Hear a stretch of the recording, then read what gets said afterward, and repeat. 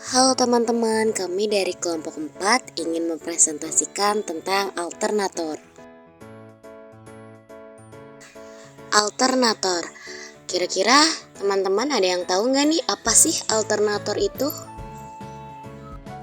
Alternator adalah sebuah komponen pada mobil yang berfungsi untuk menghasilkan arus energi listrik untuk disalurkan kepada komponen-komponen kelistrikan pada kendaraan serta pengisian aki. Secara umum, cara kerja alternator adalah energi dari mesin disalurkan ke puli untuk memutarkan rotor dan menghasilkan arus bolak-balik. Arus bolak-balik tersebut akan diubah menjadi arus searah oleh dioda atau rectifier.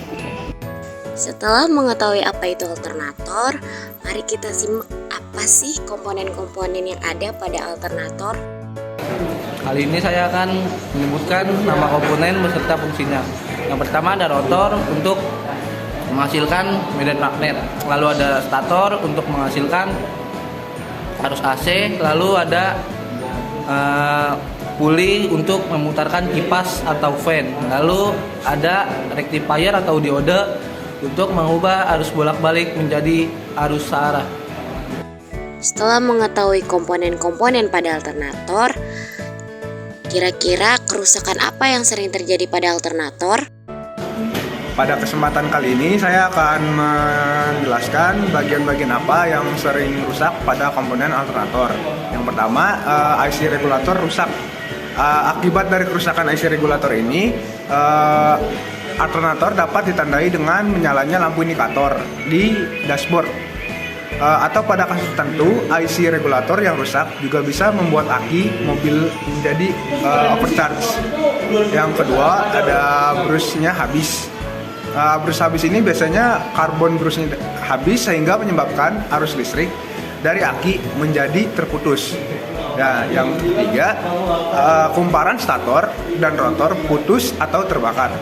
Penyebab putus atau terbakarnya lilitan stator atau rotor ini bisa berbagai macam, seperti misalnya soldernya lepas atau terkena putaran rotor akibat oleng dan saling bergesekan.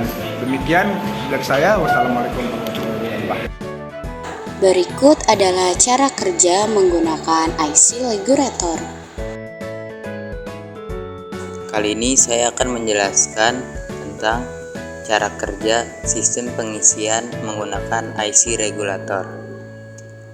Yang pertama, pada ignition switch off.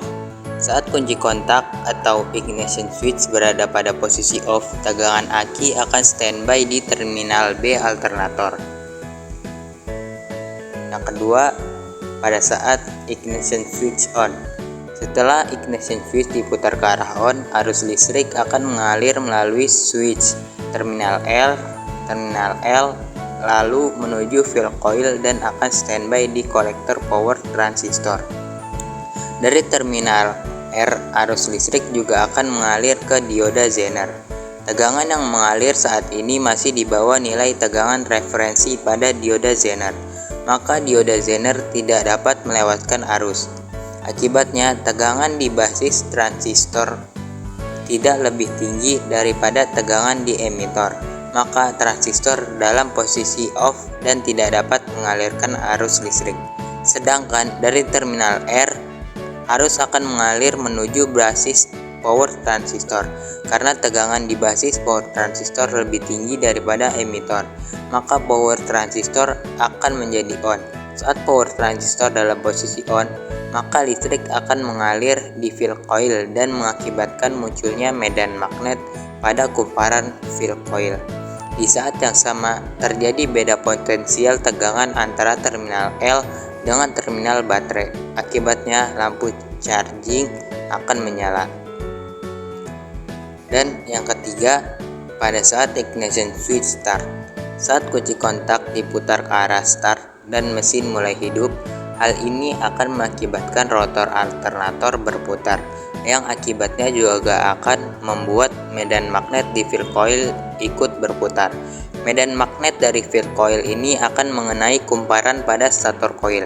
prinsip elektromagnet akan terjadi, yaitu magnet yang digerakkan pada sebuah kumparan akan menghasilkan tegangan listrik. Tegangan yang dibangkitkan dari proses ini berupa tegangan AC atau alternating current. Tegangan AC yang muncul di stator coil akan diubah oleh rectifier atau dioda menjadi tegangan searah atau direct current. Tegangan yang sudah disearahkan oleh dioda ini kemudian dialirkan menuju ke field coil, lalu masuk ke dalam power transistor dan kembali ke ground. Selain menuju ke field coil, tegangan dari stator coil juga akan mengalir menuju terminal L, alternator, dan juga menuju ke arah dioda Zener berada. Ketika tegangan mengalir ke terminal L, maka lampu charging akan menjadi off akibat tidak ada beda tegangan antara ignition switch dengan terminal L. Seiring putaran mesin dan berjalannya waktu, tegangan yang dihasilkan oleh stator coil akan mengalami peningkatan tegangan. Akibatnya, tegangan ini akan menembus batas tegangan referensi dioda Zener yang akan membuat dioda Zener menjadi on. Saat dioda Zener on, maka tegangan pada basis transistor akan lebih tinggi dari tegangan emitor. Akibatnya, transistor menjadi on dan arus listrik akan mengalir dari kolektor ke emitor transistor menuju ground. Kondisi ini akan mengakibatkan tegangan basis pada power transistor menjadi berkurang hingga drop dan menyebabkan kondisi power transistor yang sebelumnya on menjadi off. Efek power transistor yang off akan membuat kemagnetan pada field coil hilang. Di saat kemagnetan pada field coil hilang, maka tegangan yang dihasilkan oleh stator coil juga akan menurun. Hal ini juga akan berimbas pada menurunnya tegangan yang masuk ke dalam dioda Zener. Ketika tegangan yang masuk ke dalam dioda Zener lebih kecil dari tegangan referensi dioda, maka saat itu pula dioda Zener akan menjadi off dan membuat tegangan basis pada transistor menjadi off. Saat transistor menjadi off, maka tegangan basis pada power transistor akan kembali naik dan membuat power transistor kembali on, sehingga field coil akan kembali menghasilkan medan magnet dan stator kembali menghasilkan tegangan. Baik, jadi di sini saya akan menjelaskan bagaimana cara kerja sistem pengisian tipe konvensional. Yang pertama, cara kerja pada saat kunci kontak on dan mesin mati. Bila kunci kontak diputar ke posisi on, arus dari baterai akan mengalir ke rotor dan merangsang rotor coil. Pada waktu yang sama, arus baterai juga mengalir ke lampu pengisian atau CHG. Dan akibatnya lampu pun menjadi menyala. Secara keseluruhan, mengalirnya arus listrik sebagai berikut. A. Arus yang ke field coil. Arus dari terminal positif baterai mengalir ke fusible link, lalu ke kunci kontak atau ignition switch, lalu ke sekring, lalu ke terminal IG regulator, lalu ke poin PL1, lalu ke poin PL2, lalu ke terminal F regulator, lalu ke terminal F alternator, lalu ke brush, lalu ke slip ring, lalu ke rotor coil, lalu ke slip ring, lalu ke brush, lalu ke terminal E alternator, lalu ke massa body. Akibatnya, rotor terangsang dan timbul kemagnetan. Yang selanjutnya, arus ini disebut arus medan atau field current. Lalu yang B, arus ke lampu charge atau lampu pengisian. Arus dari terminal positif baterai mengalir ke fusible link, lalu ke saklar kunci kontak atau ignition switch, lalu ke sekring, lalu ke lampu CHG, lalu ke terminal L regulator, lalu ke titik kontak P0, lalu ke titik kontak P1, lalu ke terminal E regulator, lalu ke massa body. Akibatnya, lampu charge akan menyala. Lalu yang kedua, cara kerja mesin dari kecepatan rendah ke kecepatan sedang. Sesudah mesin hidup dan rotor berputar, tegangan atau voltase dibangkitkan dalam stator coil dan tegangan netral dipergunakan untuk voltage relay. Karena itu, lampu charge menjadi mati. Pada waktu yang sama, tegangan yang dikeluarkan beraksi pada voltage regulator. Arus medan atau field current yang ke rotor dikontrol dan disesuaikan dengan tegangan yang dikeluarkan terminal B yang beraksi pada voltage regulator. Demikianlah salah satu arus medan akan lewat menembus atau tidak menembus resistor, tergantung pada keadaan titik kontak PL0. Dengan catatan, bila gerakan P0 dari voltage relay membuat hubungan dengan titik kontak P2, maka pada sirkuit sesudah dan sebelum lampu pengisian, tegangannya sama, sehingga arus tidak akan mengalir ke lampu dan akhirnya lampu mati. Untuk jelasnya, aliran arus pada masing-masing peristiwa sebagai berikut. A. Tegangan netral. Arus dari terminal N alternator mengalir ke terminal N regulator, lalu ke magnet coil dari voltage relay, lalu ke terminal E regulator, lalu ke massa body. Akibatnya, pada magnet coil dari voltage relay akan terjadi kemagnetan dan dapat menarik titik kontak P0 dari P1. Dan selanjutnya, P0 akan bersatu dengan P2. Dengan demikian, lampu pengisian atau lampu charge menjadi mati. B. Tegangan yang keluar atau output voltage. Arus dari terminal B alternator mengalir ke terminal B regulator, lalu ke titik kontak P2, lalu ke titik kontak P0, lalu ke magnet coil dari voltage regulator, lalu ke terminal E regulator, lalu ke massa body. Akibatnya, pada coil voltage regulator timbul kemagnetan yang dapat memengaruhi posisi dari titik kontak poin PL0. Dalam hal ini, PL0 akan tertarik dari PL1, sehingga pada kecepatan sedang PL akan mengambang seperti terlihat pada gambar. Lalu yang C, arus yang ke field atau field current. Arus dari terminal B alternator mengalir ke ignition switch, lalu ke fuse, lalu ke terminal IG regulator, lalu ke poin PL1, lalu ke poin PL0, lalu ke resistor, lalu ke terminal F regulator, lalu ke terminal F alternator, lalu ke rotor coil, lalu ke terminal E alternator, lalu ke massa body. Dalam hal ini, jumlah arus atau tegangan yang masuk ke rotor coil bisa melalui dua saluran.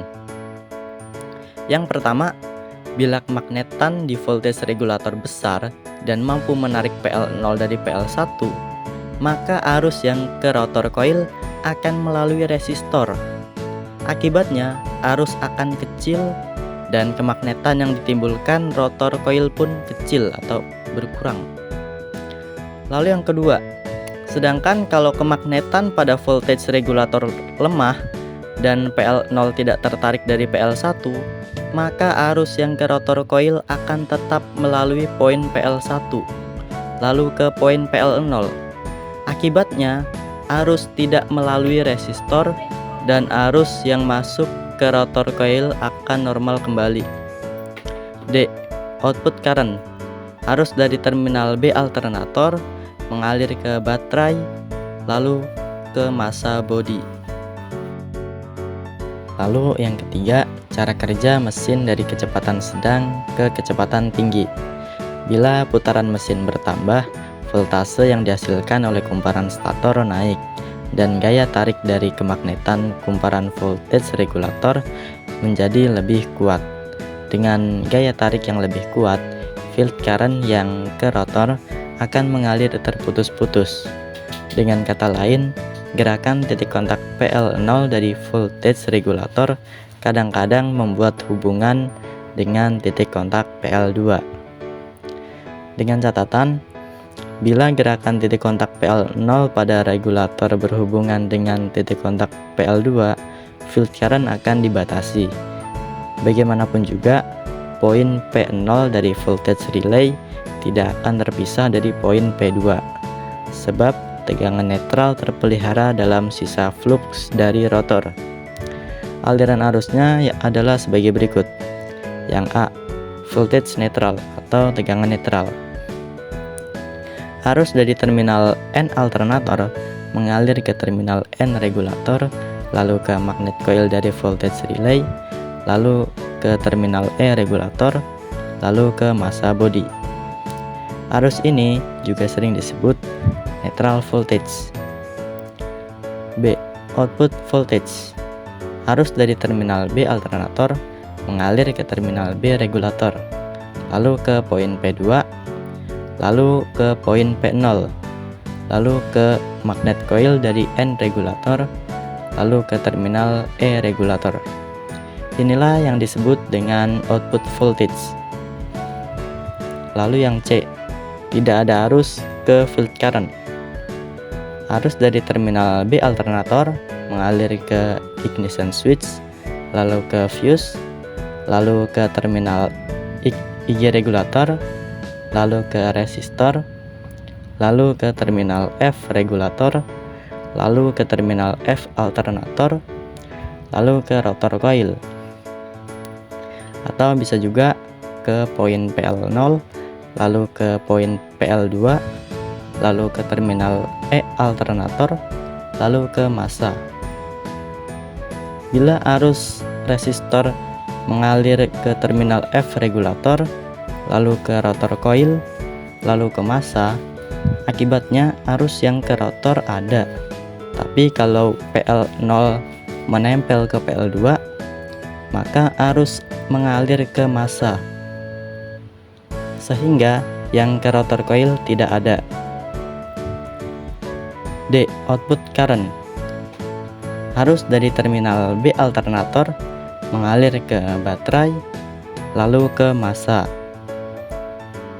Sekian penjelasan dari saya mengenai cara kerja sistem pengisian tipe konvensional.